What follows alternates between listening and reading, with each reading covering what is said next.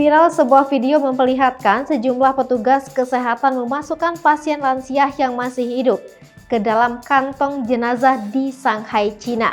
Kabar itu membuat polemik hingga membuat keramaian di media sosial.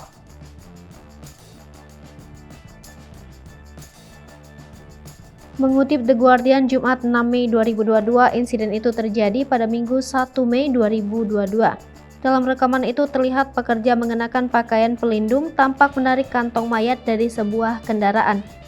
Saat mereka melihat ke dalam kantong jenazah, mereka menyadari orang di dalamnya masih hidup.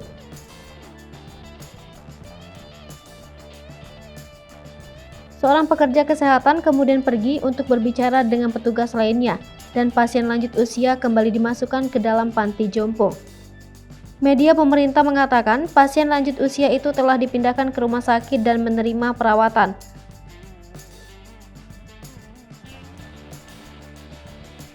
Namun, insiden itu membuat gusar netizen Cina. Banyak yang mencelah dengan tidak sigapnya petugas kesehatan di rumah panti jompo tersebut. Atas insiden memalukan itu, sebanyak 5 petugas kesehatan di Shanghai dipecat oleh otoritas Cina. Sebagai informasi, pemerintah Shanghai telah memberlakukan lockdown selama 5 minggu demi mencegah penyebaran Omikron di kota tersebut, yang membuat ada 25 juta orang harus berdiam diri di tempat tinggal mereka masing-masing.